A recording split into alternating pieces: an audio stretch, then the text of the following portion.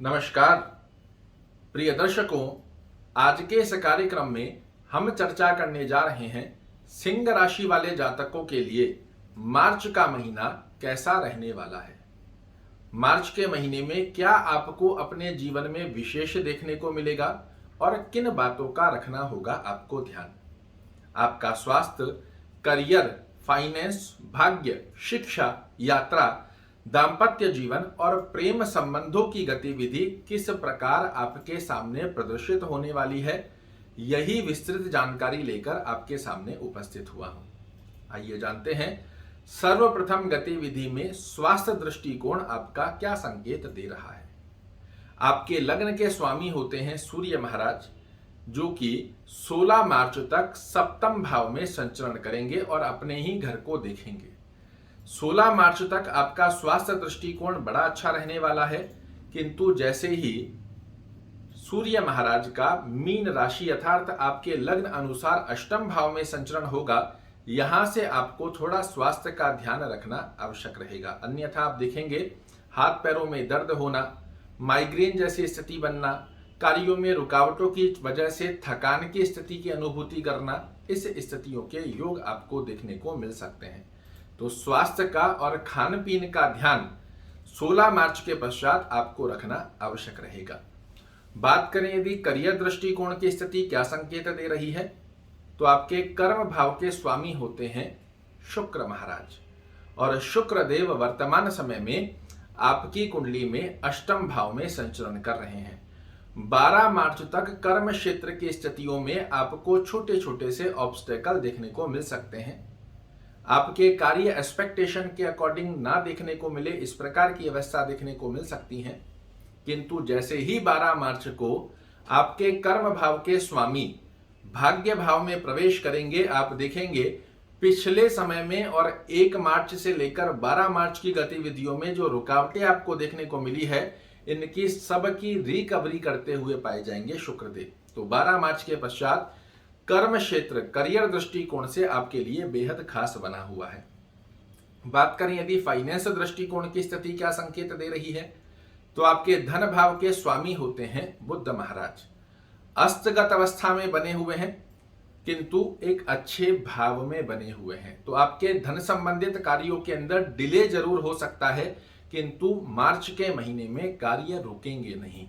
ये आपके लिए सबसे अच्छी अवस्था है। तो डिले अगर होता है तो फ्रस्ट्रेट मत होइएगा। यहां पर ज्योतिष के माध्यम से यही जानकारी लेकर आप प्लानिंग कर सकते हैं कि किस प्रकार आगामी समय को हमें बैलेंस करना है। आपके धन से संबंधित कार्य डिले होंगे, रुकेंगे नहीं, इसकी अनुभूति भी आप स्वयं कीजिएगा।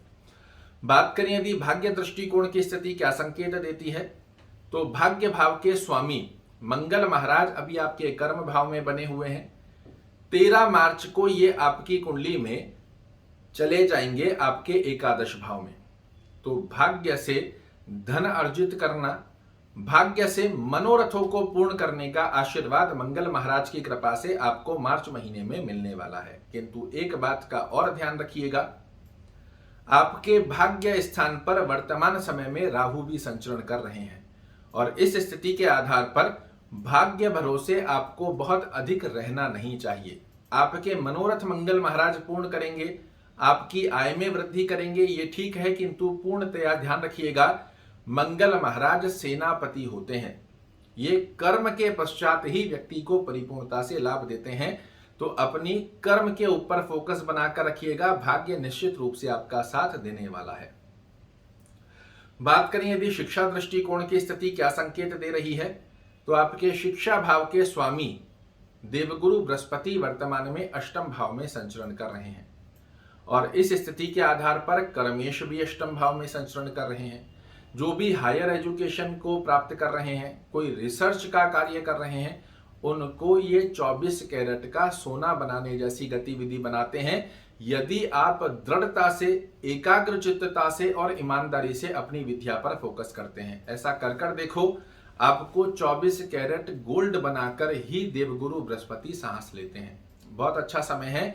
विद्या दृष्टिकोण के ऊपर आपको एक्स्ट्रा एफर्ट्स डालने पड़ेंगे, तब आप देखिएगा किस प्रकार का श्रेष्ठकारी रिजल्ट निकल कर आता है।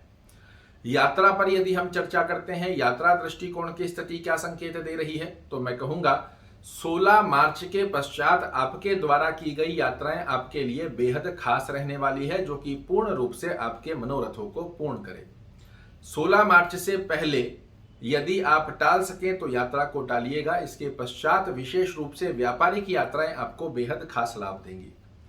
दाम्पत्य जीवन की यदि हम चर्चा करते हैं तो दाम्पत्य जीवन की स्थिति आपके लिए बैलेंसफुल रहेगी। उसका कारण है शनि महाराज आपके सप्तमेश सप्तम भाव में बैठे हुए हैं, सूर्य महाराज आपके सप्तम भाव में बैठे हुए हैं और द्वितीयेश और एकादशेश आपके सप्तम भाव में बने हुए हैं। इस स्थिति के आधार पर आपके दाम्पत्य जीवन में मधुर संबंध भी देखने को मिलेंगे। अंडरस्टैंडिंग रिलेटेड कोई इशू देखने को मिल रहा है, वो भी समाप्त होगा। प्रेम संबंधों के अंदर सिंह राशि वाले जातकों के लिए मार्च का महीना थोड़ा सा उतार चढ़ाव भरा रहेगा। आपकी एक्सपेक्टेशन आपके पार्टनर से ज्यादा हो सकती है, वो उसे फुलफिल ना कर पाए तो आप दोनों के बीच में मिसअंडरस्टैंडिंग हो, ऐसी स्थितियां आपको देखने को मिल सकती हैं। आइए जानते हैं उस ब्रह्म की के बारे में जिसका पालन कर कर आप बना सकते हैं मार्च महीने को यादगार। हनुमान चालीसा का पाठ करना, ओम भौमाय नमः इस मंत्र का नित्य 108 बार जाप करना आपका भाग्य, भौतिक सुख और मनोरथों को पूर्ण करता हुआ पाया जाएगा मार्च के महीने में। आशा करता हूं मेरे द्वारा दी गई ये जानकारी आपको पसंद आएगी। कल फिर से एक नई जानकारी लेकर आपके सामने उपस्थित होऊंगा। तब तक के लिए नमस्कार।